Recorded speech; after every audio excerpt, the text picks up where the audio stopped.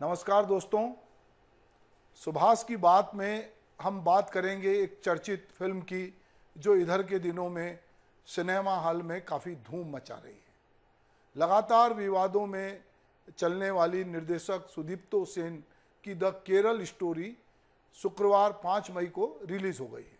विवादों के चलते ही मेकर्स ने फिल्म के ट्रेलर में भी बदलाव किया। यूँ देखा जाए तो सत्य घटनाओं पर आधारित फिल्म बनाना फिल्मकारों के लिए लोग कहते हैं कि हमेशा मुश्किल होता है, पर वो सत्य घटनाएं कितनी सच हैं, इतिहास में क्या उनका कोई लेखा जोखा है या इतिहास को बढ़ा चढ़ा के प्रस्तुत किया जा रहा है। सवाल हम इस फिल्म की बात क्यों कर रहे हैं। ये फिल्म एक तो व्यवसाय कर रही है और बहुत सारे ऐसे संगठन जो दक्षिणपंथी हैं या जो हिंदूवादी संगठन हैं वो इस फिल्म को देखने की मांग कर रहे हैं और कांग्रेस शासित राज्यों से कह रहे हैं कि वो इसको टैक्स फ्री करें। दरअसल जब कोई फिल्म बनाई जाती है तो उसमें जो भी सिनेमा बनाता है, जो उसका निर्देशक है, उसके कथाकार हैं, वो काल्पनिक कहानियों में सिनेमैटिक लिबर्टी तो लेता है और वो सच्ची घटनाओं पे छोटी मोटी चीज़ों को जोड़कर वो एक सच्ची घटना के आसपास ऐसी फिल्म बनाता है कि जो दर्शक को सिनेमा घर तक ला सके ताकि फिल्म में जो पैसे लगे वो भी निकले और फिल्म जो है वो लोगों को प्रभावित करे।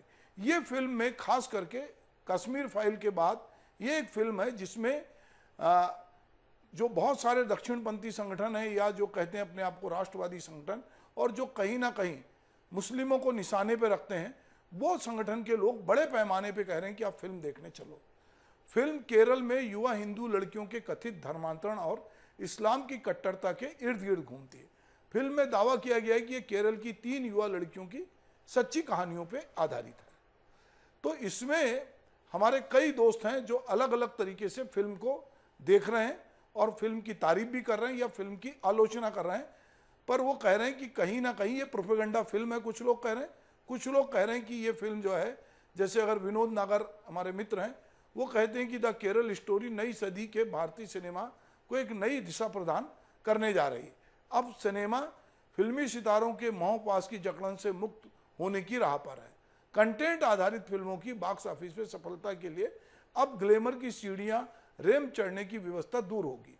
द कश्मीर फाइल्स की जबरदस्त कामयाबी के बाद अब द केरल स्टोरी भी भारतीय सिनेमा का रुख जो है तल्ख सामाजिक सरोकारों की तरफ मोड़ने में सक्षम है। अब सवाल यहाँ है कि विनोद जी जो कह रहे हैं कि जो तल्ख सामाजिक मुद्दे हैं, तो ये तल्ख मुद्दे सबको क्यों नहीं प्रभावित कर रहे हैं। इसमें पार्टी विशेष के या सोच विशेष के लोग इसमें जो है वो लोगों को बार बार चलने के लिए, मतलब एक एजेंडा के तहत वो चाह रहे हैं कि फिल्म लोग देखें। फिल्म के जरिए से ये बताया गया है कि 32,000 लड़कियों को अलग अलग तरीके से, मतलब इस्लामिक जो ताकतें हैं या जो उसको मानने वाले लोग हैं, उन्होंने एक अलग दिशा में मोड़ा। अब चूंकि केरल हमारे देश का सबसे पढ़ा लिखा राज्य है, जहाँ पे साक्षरता सबसे ज़्यादा है, जहाँ के लोग विदेशों में सबसे ज़्यादा काम धंधे के लिए जाते हैं, जो एक ऐसा राज्य है जहाँ पर कि अगर मुस्लिम हैं तो क्रिश्चियन भी हैं, हिंदू भी हैं। तो केरल अगर अभी तक हम देखें कि वहाँ पर उस तरह की सांप्रदायिकता नहीं है जैसा कि कुछ राज्यों में हमको दिखाई देती है। और केरल में जब भी चुनाव होते हैं तो इसका एक हमको फलक पे वो चीज़ें भी दिखती हैं। पर अब जो है, जो सिनेमा है वो एक जरिया है जिसके जरिए हम अपनी बात को पहुंचाते हैं और सिनेमा लोगों के दिमाग पर भी एक काफ़ी असर डालता है। तो इधर के दिनों में जो सिनेमा में कंटेंट बदला है और जिसमें स्टारडम कम हुआ है और कहानी जो है वो कथानक में हीरो की तरह आई है, तो अब कंटेंट को लेकर लोग देखते हैं कि कंटेंट कैसा है। तो ये जो फिल्म का कंटेंट है, इस कंटेंट को लेकर लोग बात कर रहे हैं। तो इसमें मैं देखता हूं कि राम पुनिया एक बड़े आलोचक हैं जो वामपंथी आलोचक माने जाते हैं। उन्होंने बहुत सारे फैक्ट दिए हैं और उन्होंने इस फिल्म को प्रोपेगेंडा फिल्म बताई। तो चलिए सुनते हैं राम पुनिया क्या कह रहे हैं इस फिल्म को या इस पूरी घटनाक्रम में जो इतिहास की बात हुई है, जो तथ्यों की बात हुई है, जिन 32,000 लड़कियों की बात हुई है, इन सब को लेकर राम पुनिया क्या कहते हैं, ये भी सुन लेते हैं। अब ये जो फिल्म के निर्माता हैं और दिग्दर्शक हैं, उन्होंने इसकी जो स्क्रिप्ट लिखी है वो पूरी तौर से ऐसी आधार पे है जिसका कोई सिर पैर नहीं है। अब जहाँ तक केरला में सवाल है, लव जिहाद का मुद्दा केरल में उठाया गया था और 2 पुलिस कमिश्नर्स ने इसकी जांच भी की थी और पाया गया था कि ये लव जिहाद के मामले में कोई सच्चाई नहीं है। अब एक खुले समाज में जहाँ अलग अलग धर्म के लोग रहते हैं, मिलते हैं, उनमें अंतरधर्मी विवाह होना तो कोई बड़ी बात नहीं है। जहाँ तक 32,000 का आंकड़ा है, ये फिल्म निर्माताओं ने कहाँ से लाया? अब इसके 2-3 मैं स्टैटिस्टिक्स देना चाहूँगा। 2012 में उस समय के केरला के मुख्यमंत्री ओमिन चंडी ने बताया कि 2006 से लेके 2012 तक 3,000 लोगों का इस्लाम में धर्मांतरण हुआ है। उसमें लड़कियों की तादाद भी बहुत बड़ी है और ऐसे ही उतनी संख्या में उसके आसपास हिंदू धर्म में भी धर्मांतरण हुआ है। तो उन्होंने दोनों बातें बताई थी, पर इन्होंने एक बात को पकड़ लिया। वो 6 साल के डेटा को 1 साल का डेटा मान के उसमें 10 गुना बढ़ोतरी करके 32,000 का आंकड़ा, कहीं की ईंट कहीं का रोड़ा, 32,000 का आंकड़ा इन्होंने जोड़ा। अब इसमें कोई सच्चाई तो है नहीं।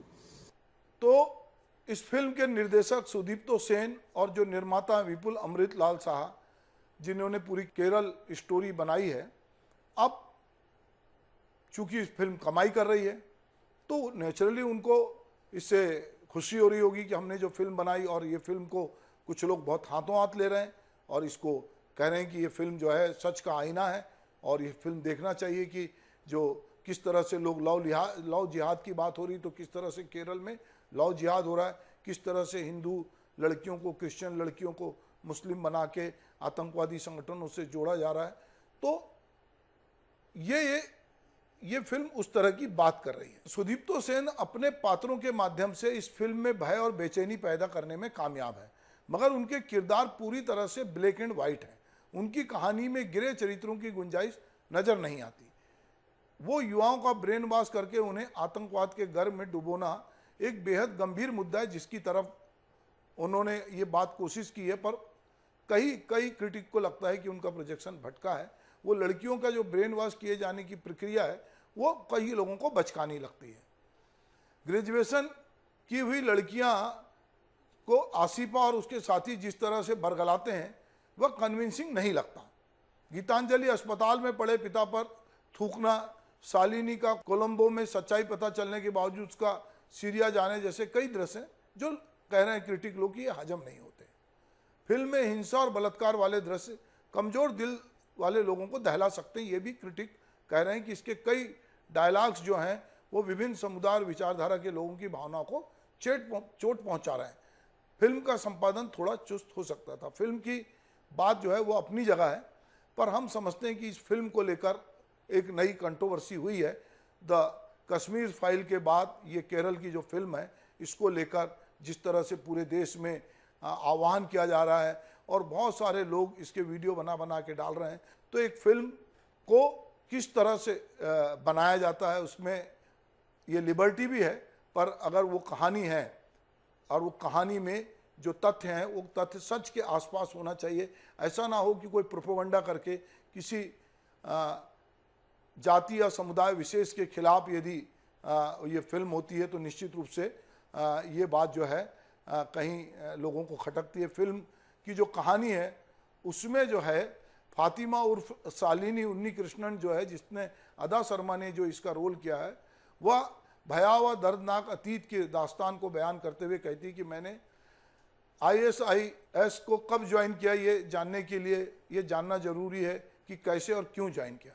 फिर शुरू होती है बेक स्टोरी, जहाँ 4 छात्राएं केरल के कासरगोड के एक नर्सिंग स्कूल में एडमिशन लेती हैं, जिसमें शालिनी अपने रूममेट गीतांजलि और जो अभिनेत्री है सिद्धि इदनानी, योगिता बिहानी और सोनिया बलानी, इनके साथ वो रूम शेयर करती है और उनकी आपस में जो दोस्ती होती है। फिर आसिफा के खौफनाक इरादों से पूरी तरह ना वाकिफ ये जो बाकी लोग हैं वो किस तरह से कहानी आगे बढ़ती है और फिर वो कहानी एक गंभीर दूरी पे ले जाती है। और ये बात बाद में कहते हैं राम पुनिया को, कहते हैं कि जो आंकड़े हैं, जो 32,000 के आंकड़े हैं, वो झूठे हैं और ये फिल्म प्रोपेगेंडा फिल्म है।